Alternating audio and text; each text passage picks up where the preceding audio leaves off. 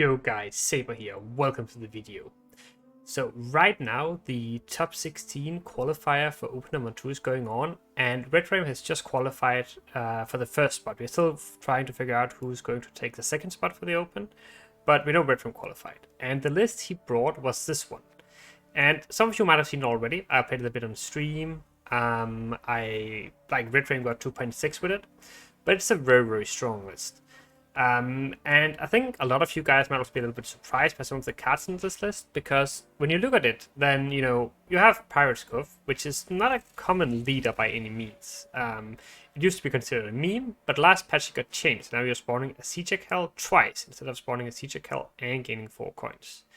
And when you look at the deck, then I think this is one of the first competitively viable decks that is running both the brother pair. So you're running both the Blindham brothers and the Basoldi brothers. So what's the idea behind this? Well, if you start with the Basoldi brothers, then they act as good value spenders. The first one is either a 7 for 7 or an 8 for 7. Oh, sorry, both of them are 7 for 7. But the second one will then be a 9 for 7 or 10 for 7, depending on which one you play, which is really good value for a spender. And it allows you to not being forced to run these jackals at 4p, because now you can actually just run value bronzes. All these bronzes, they play for 6 or poison, 7. 6 potentially more with synergy with poison. Shake down a bit of a filler, but still a 6. Fish tax, well, 4 and poisoner unit. Casino bouncers, thinning, sewer raider thinning, both these playing for 8 points each, or 7 depending on how you look at it. So a lot of sick value plays at your bronzes. Then you have some sort of versatile goals here, the brother pairs, where the Blindham brothers allows you to get a lot of poison value. So this guy is just extremely well statted. This guy comes out as a 7 for 7, but every time you poison one of your own units, you gain 2 additional coins. Or actually just in a unit, it doesn't even have to be your own unit. So as you can see, with all this poison in the deck, it's just so easy for this guy to play for good value. Like sometimes you can maybe open with this guy, you can play your thinning cards, get your boat out, and then if you manage to play Gillard before that adrenaline kicks in, you can actually poison all of it.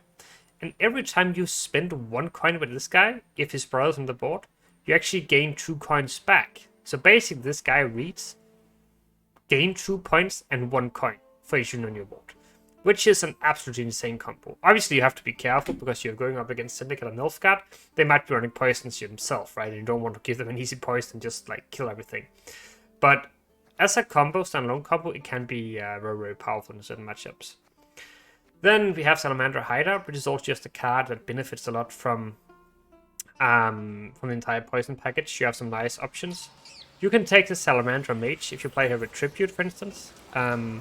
If you play her with Tribute, then she's actually coming down at a very, 11-point play, only costing you 2 coins, right? So that's quite strong. But then one of the main ideas behind the hideout is that you can use the hideout to take 1 poison from one of your own units and throw it over to one of the opponents. So you can do a double poison in the same turn. This is especially strong if you have Roland on the board, because it gives you another 2 coins when you take a poisoned unit from your side of the board or to the opponent's side of the board. And then top end is also just extremely strong. We got Devotion Jack, we got Professor, we got Siggy, we got Horse, and then a Bank. The Bank is very consistent because of the double thinning and the boat. And these high-end cards are just nuts. A lot of people have been trying to find a good Syndicate deck that were running Horson and Professor, and this is just it. It's just, they fit in perfectly. Super strong cards. That's the basic idea behind the deck here. It has a very strong long round 3. So quite often you don't even bother bleeding. You just play out round 1 with your thinning bronzes. You play a few of your mid-range goals. You can even throw in a few of your high-end goals if you want to. Then you go to long round 3, and then you usually do quite fine. And you beat almost anything. I'm again only going to be showing you 1 game of gameplay here, but I'm going to link you to Redrame's games in the qualifier, so you can watch the final he played where he played this deck, so you can also see a tournament game with it, with casting by Specimen and Jaggerus, so really good commentary as well. But yeah, let's jump into the first one. Alright, we got against Imposter. Control the docks, control the Not the most common opponent. right now. Wondering what he's playing. Maybe it's some sort of ball deck. This is even a matchup where the poison can be a little bit dangerous to apply to yourself, that's for sure. We have both of the brothers here. Not the best blue coin hand though, that's for sure as well.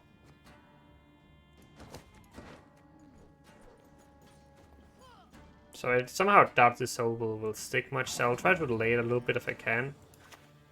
I'll just play this guy. Just float him a little bit. See what happens.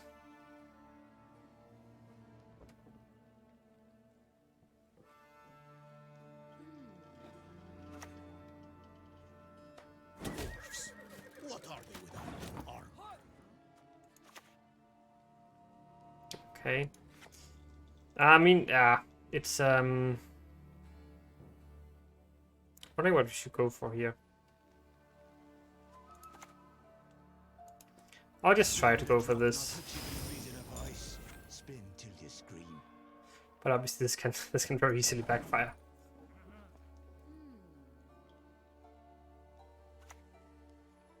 Playing a lock here. Gonna go for Wolan now. Whoever harvests least stays in these woods for good. Got it? Just gonna activate here as well, just to potentially give us an out if we need it. 100 faces, all yours to command. Try to develop the soul as well. Only 2 a turn right now. It's a little bit awkward to go to the last coin without having to commit a leader charge. I shall relieve them of all wrongs. He's just continuing here. Maybe we go for this now, actually. And maybe I use it on a failed experiment. This is not the most common way to use it, but it's kind of a spender, right, when you think about it.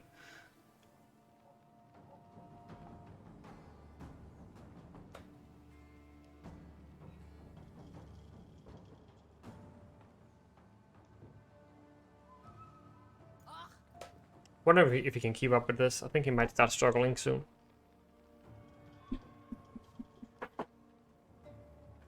I don't think it's generally ideal to use the brothers in round 1. But sometimes you just gotta play with the cards you have been given. It's usually far more preferable to play some of the thinning cards. So he's not giving up easy, that's for sure. We could flop one of these poisons over to him now.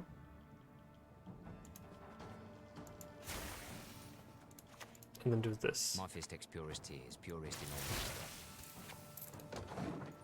There's an argument to use a coin as well. Sorry, to use a leader charge as well to get your to get being able to spend your coins more efficiently. Now I think we just passed though. This is can't really keep up with this.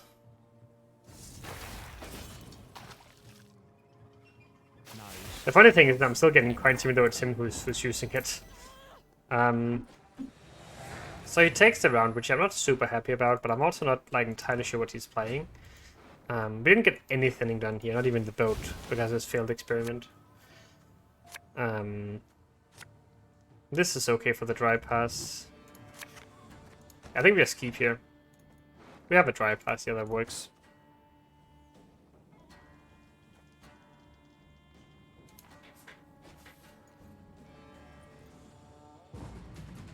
He goes for it, so we just take this. It's okay. Obviously, we're going into the long round. He didn't commit that much himself. Didn't get anything done, but I still think if we find our goals here, we should be kind of okay. It is also preferable to get one of the soldier brothers in the graveyard, but maybe he will kill one of them, then it won't be a big deal.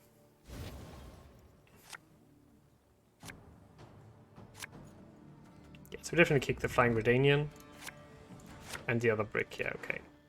So we might have to go bang and try to find the horse, and then we'll probably just give up the evil this game. We could maybe start with these, honestly. Seems pretty okay to me. Just get some thinning done.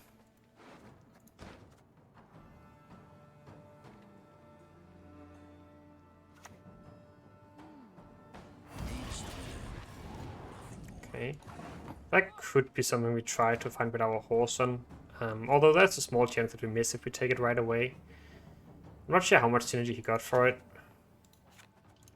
Could just play the horse now, maybe. A meeting spot for the local elite. Just play him and see what happens. And next time we could probably go for bank. And then we have a guaranteed horse on. Kill off the usurper. Although, like, I'm still not, like, in this deck, like, what to even play. Ramon. So he's, like, super lock heavy by the looks of it. Super lock heavy. I'm just gonna do this now anyway.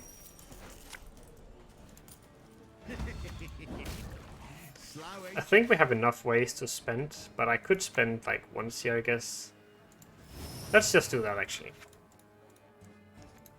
Just spend once, just so we like don't get in any trouble in terms of going too troll. Like that's really one of the advantages of this deck, that you can spend so many coins either wide or as damage, so that you never really have to go particularly troll with your units unless you have last say.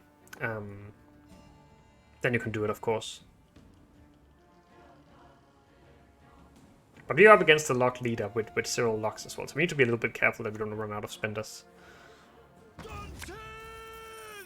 Uses yen here. So the fact that yen is gone means that I don't mind going for the jack here, I don't think. I must act, no matter the price. He can of course go for like Joachim into this horse on now and then just spend a bunch of coins as well, killing stuff, which is a little bit spooky. Yeah, he's going for it now, I think. This is a very good target for him. Kills the jack as well. Okay. This seems like a pretty good professor, to be honest. Let's just finish him off. I'd imagine for a little rendezvous. Seems good enough.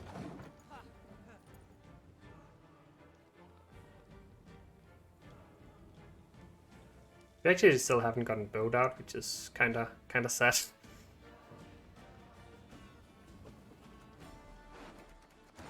I believe he still has one more log in hand here. We are by quite a few points. I don't think he's playing ball with this list.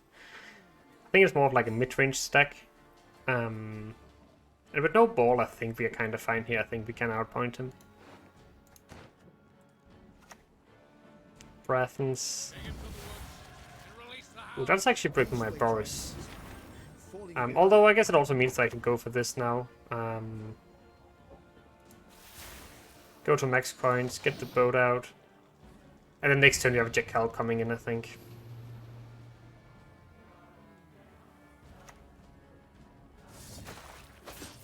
Goes for the Roderick, so he's missing a specific gold here. Let's see what gold that is. What is it you want? Okay. Thankfully we're not having that many provisions left in deck, so nothing this would do would be that scary right now. I guess I can shuffle back my usurper for his Cantarella. That's actually quite a strong play. He went for Mentor here, which was very very underwhelming for him. That's for sure. So he has Lock in hand, he has Cantarella in hand, right? That's probably how his hand is looking right now. We could go for Boris. Yeah, I don't care too much about the coins on Boris right now, because I actually think we are going to end up with too many coins in hand here. It very rarely happens, but I don't think... I should probably spend a little bit more aggressively with my horse and with my horse during the game, because now with this leader and his lock, we might get in trouble, but let's see. I shall be your eyes, my lord. This is, of course, very powerful. Now I think we have to go for this. And I have to go rather tall.